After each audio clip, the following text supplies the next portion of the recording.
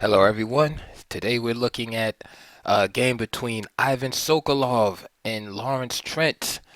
Lawrence Trent is a British international master. You may be familiar with him due to his appearances on chess.com or other video streams. But this game took place in 2017. This is from the Isle of Man Masters Tournament, which was one of the strongest open tournaments of all time. Of course, it was won by Magnus Carlsen. I think Hikaru Nakamura came in third place, but it was just a list of who's who, the GM community, and of course it was an open tournament, so anybody could be in. So yeah, all kind of grandmasters, international masters, etc. Just unrated chess players. So in this game, you had Grandmaster Ivan Sokolov with the white pieces, who was rated 2603 at the time, and International Master Lawrence Trent, uh, who managed Caruana for a while. I'm not sure if he still works for him, but he was Fabiano's manager for a while. I know, at least leading up to his title run against Magnus Carlsen. So this game was interesting to me because of the choice of opening. So the game started out d4, d5. Sokolov is a d4 player mostly. So nothing unusual here. Queen's Gambit, and then Trent plays the somewhat dubious Albin counter Gambit, and I think it's definitely a good surprise weapon. You see it a lot in Blitz. Every now and then, a Grandmaster will come along and try to revive this opening. In the late 90s and early 2000s, it was Alexander Morozevich, who was very strong Grandmaster, would play this opening from time to time, and he scored some notable victories and added some more theory into this line. I'm going to post a link at the end of this video. I have several videos on Albin Counter Gambit, Albin Counter Gambit from Black's perspective, and then I have another video called the Albin Counter Gambit according to Alexander Morozevich, where I go through every game in his career uh, where he played the Albin Counter Gambit from the black side, and let you decide. Uh, so, but since those days in the early 2000s, I mean, he plays it still, but it's more just blitz in rapid scenarios. So it's hard to find a lot of GMs playing in a classical manner, especially GM against GM. You might see a grandmaster against like just a FIDE master or something like that, but not two strong grandmasters. It's a rarity in the classical setting. So let's get into it. So E5, ambitious attempt, of course, and this goes back to the Romantic era in chess. This opening, of course, is named after Adolf Albin, who played in the Romantic, uh, chess time of the latter 19th century. Where guys were sacrificing pieces like it was going out of style. So opening like E5 here probably seemed, just normal at the time. Um, but I'll be the first to say, if this is really any good, then the Queen's Gambit is basically no good. So there has to be a way to shut this down. But listen, if you're not prepared, it can be problematic for you. Okay, so D takes E5. The best way to refute a gambit is to what? Accept it. So D takes E5 and D4. The main point of the Albin is creating this wedge in the white position to try to stifle the development. Of course, the natural place for the knight is on C3. There's some traps here. Of course, Sokolov plays A3, which is one of the lines played, popular lines. Of course, there's the classic knight F3, knight C6, G3, etc. Even A3 can be played at this point. There's a few lines. Um, that black can choose from also. Bishop g4, even bishop e6 is played, but bishop g4 is like the classic response here. Again, you get these type of situations with knight bd2, bishop g2, etc. And also, black has the choice of playing traditionally with move like queen d7, for example. The idea of trading the bishop off at some point, castling queenside, or he can play this so-called Mangarini variation, which is the variation that Morozevich basically picked up, where the knight goes to e7 and then to g6 to play in a more positional sense and regain the pawn. Back in the 40s, there was a Czechoslovakian grandmaster, or master, he wasn't a grandmaster, who just simply advocated playing the move f6, not necessarily in this position, but basically to play the Albin as a pure gambit. Don't try to recover the pawn, just play f6 and try and just play it as a gambit. So that was his suggestion. So that's another interesting way to play it. So back to the game. A3 is an important move because in this particular scenario, white would like to just simply play this move e3 here, but of course, threatening to just take another pawn. And of course, if black takes here, the idea was just simply play queen takes d8, and now black has lost his right to castle. He's down material, and he's just pretty much pretty much lost here. So he wants to play e3. However, if e3 is played, there's this old trap known as the Lasker trap. Right, of course, as with many of these things, he's probably not the first to play it, but popularized it.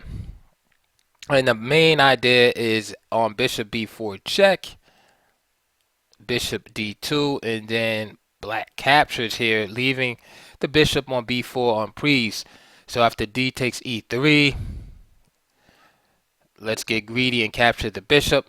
Bishop takes b4, and then e takes f2 check. And notice that the king, now if it captures the pawn, it's drawn away from the protection of the queen on d1. Okay, so only reasonable move here is king to e2. However, black makes another capture, and he doesn't promote to a queen, but he promotes to a knight, and the knight checks the king. So therefore, this piece must be dealt with. And now there's two moves here. If rook takes g1, then just simply bishop g4 check. Alright. And the other move, of course, is just king e1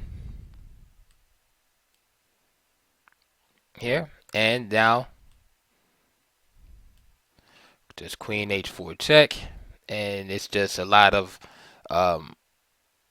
trouble for white here. I have to say g2, g3, for instance, queen e4. Another option is king d2. And then just simply knight c6, moves like that, queen f4 check. And basically white is just lost here. And this is known as the Lasker trap. So what usually happens if white falls into this scenario, say, playing blitz or an accident or whatever, and once d takes e3 is played, white doesn't capture here. Usually realizes what has happened, and he'll try to play something calm like this, but this allows equality for black after a simple move like queen h4 check, for example. You get something like this. And black is okay. This is why a3 is important. a3 is played first and is one of the main lines. It stops this whole idea. So now white can go ahead and play e3. And let me also add that a3 is also a good move to play if you're not really familiar with the Albin counter gambit. You're caught off guard and you're not really prepared. A3 is a good move because E3 is intuitive idea that you would want to play that. You just gotta be careful not to play it right away. Now knight C6 from Trent, and now E3 is played. Now this line is not particularly too dangerous for black here. Trent played an interesting idea. He didn't play the normal knight G E7 to G6 idea. Instead, he exploited the fact that this pawn is here on E3, and he played knight H6 here, just simply developing the piece. Let me show you another example.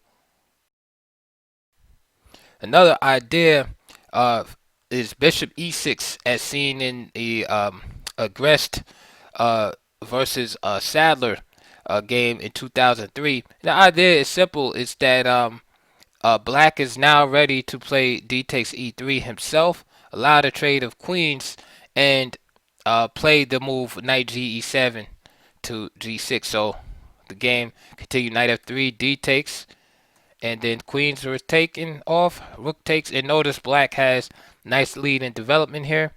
Bishop takes e3, and so knight g e7, knight c3, knight f5. And what Sadler does here is he decides to go after the structure, right? Figuring to weaken the structure and the pawns will fall anyway. So rook d7, and there's the double pawns, g6, and then this bishop is just going to come here and pile up on the pawn. So that's another idea, and black wind up drawing that game.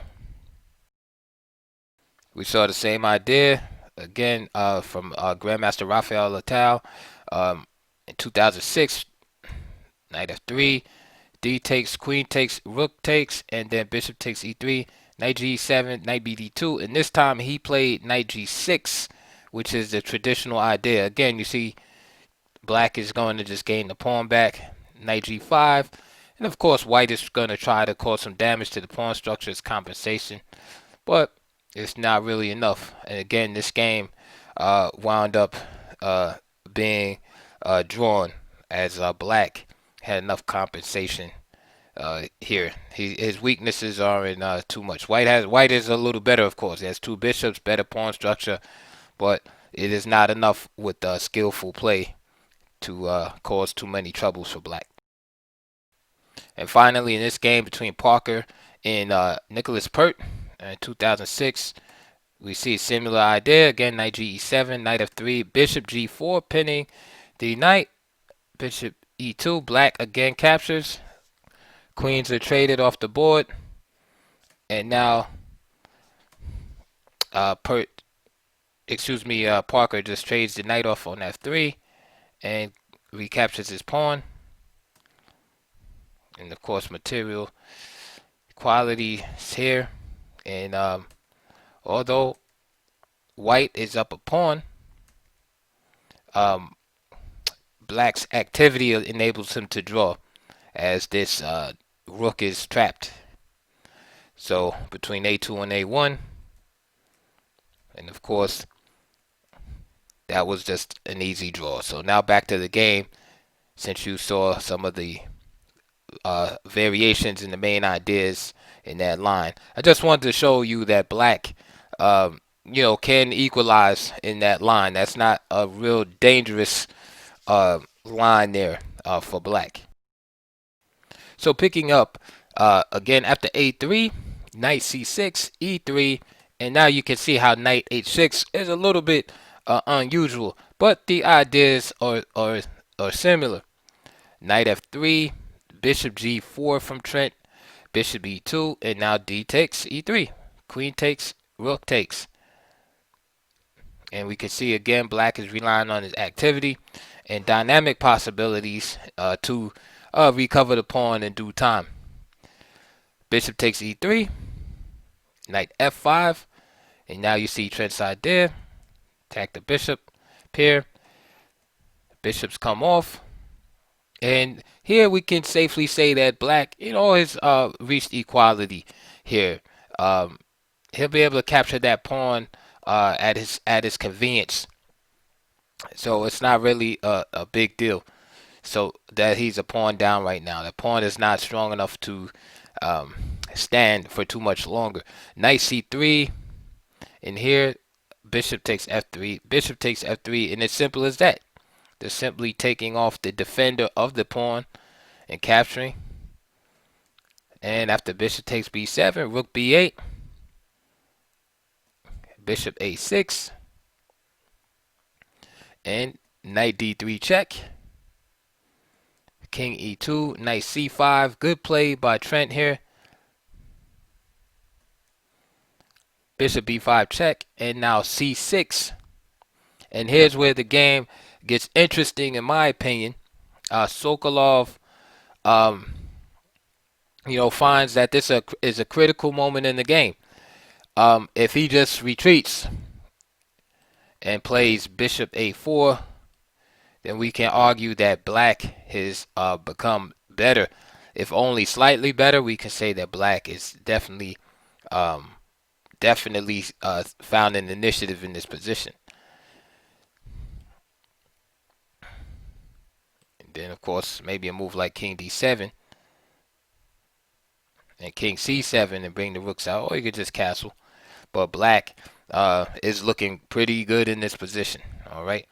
So, critical moment in the game. b4. So he attacks the piece. All right. So now if c takes b5, b takes c5, b takes c4, and rook hd1. And white is slightly better here. This pawn is likely to be captured before this pawn will. It's easier to protect this pawn for white than it is for black to protect this pawn on c4. So after b4, Trent plays knight b3, attacking the rook, rook a d1, and now he just is up a piece here. C takes b5, and knight takes b5. So what is white's compensation for the piece? Well, he has 2 pawns for the piece, and there's 3-1 majority on the queen side. All right, and he has an initiative here, and this pawn is under attack. It's castle from Trent. Now, in hindsight, a5 is a better move here. Not necessarily because it's threatening to break up the pawn chain. Of course, white won't want to do that. But it protects the knight, which really doesn't have any way to retreat. So, for example, now on an attack like rook d3, just simply a4 anchors the knight here. Instead, Trent played castles here, and Sokolov played king d3, which I believe he missed the move. I don't know what the time situation is. I know this was classical time controls, but I don't know if they were in time trouble at this point. But this move can be pretty much considered as a blunder because rook d3 for white is excellent because again the knight has nowhere to go. The only thing that black can try to play is knight c6, right? And there's of course some tricks here. So for instance, if rook takes b3 here, then simply a6, knight c7, knight d4 check, for example, and then you'll pick up the exchange there. But still, white will be okay after that. All right, and knight takes a6, for example. So rook d3 was definitely the way to go there. So rook d3, knight c6, for example, and of course now rook takes b3. That's playable, but rook hd1 is stronger because after all, this knight is not going anywhere. There's no rush. Play could continue. Rook fe8 check, king f1, rook ed8,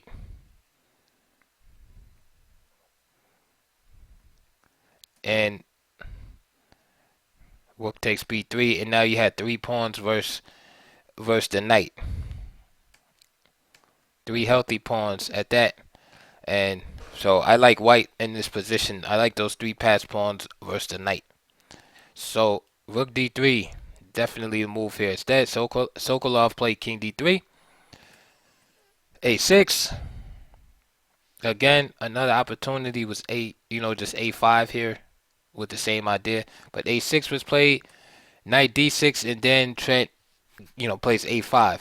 And now king c3, a4, and now the knight is protected. So c5, pawns start marching. Knight c6, rook he1, and now f6 by Trent. It's an awkward position because this knight is very powerful here. Um, Black can just play moves like move like rook e8. Um, and it's very difficult to maneuver this knight in order to get rid of this guy. I mean, he might. The only idea for that really is maybe knight d8 to f7. f4 was played, and then Trent played h5. If he tries to go for that knight d8, for instance, then rook e7 and knight f7 here, and then white would just exchange. Rook d7 here. Okay, and if king g8, then c6, and this pawn starts marching. It's a very difficult position, although Trent is a piece up. It's just his pieces lack coordination. So after f4, he played h5. And now Sokolov starts marching up the board. So I find it very interesting how he has this extra piece, but their pieces are all like uncoordinated, and they really can't do anything. This knight on c6, for example, is kind of useless. Like, where's it going? Rook fd8, h4, king f8, and now rook d5 here. And here Trent plays g6, and this creates a weakness for Sokolov to attack. So he had to play like some kind of shuffling move, maybe like king g8, and not continue to create a weakness in the position. But it's very understandable because he sees this pawn on h5 attack, and he wants to protect it. Okay. If white plays rook takes h5, this will give the black knights reason to be, so to speak. And a move like knight cd4 could be played. And now black's extra piece, right, can become a factor here in the game, and start jumping around.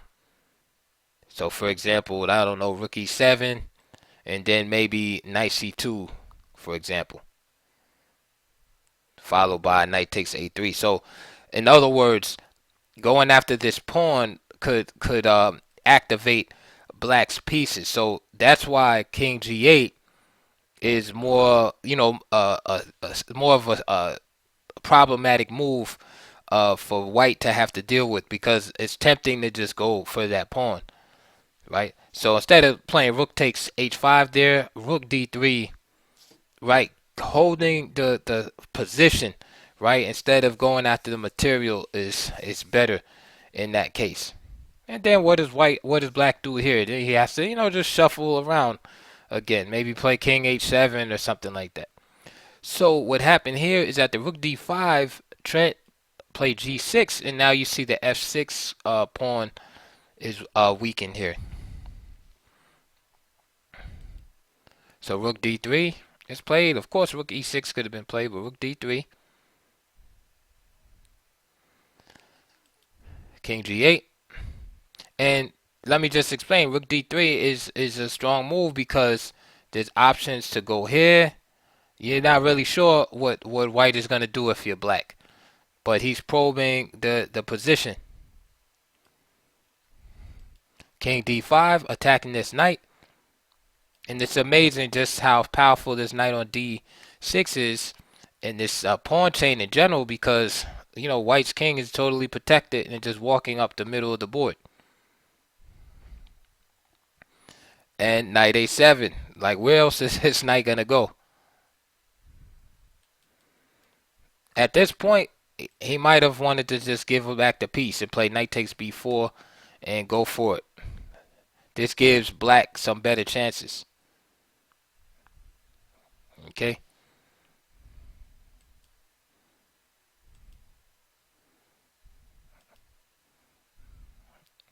So white is still better, but black has better fighting chances in this position. Right? He has better chances to make something happen. Right? I know some of you are looking at this move, knight c5. If knight c5, then just simply king e7. Knight takes d3. This knight falls. Of course, black has to defend. Rook c8. And rook d1. Rook takes. Rook d3, and the tide is turned, and black is the one. Black will be the one ending up down a piece here. So not knight c5 check, but just simply rook c5. Tough position, but knight takes b4 is better alternative. Knight a7 keeps the piece, but the piece is useless. So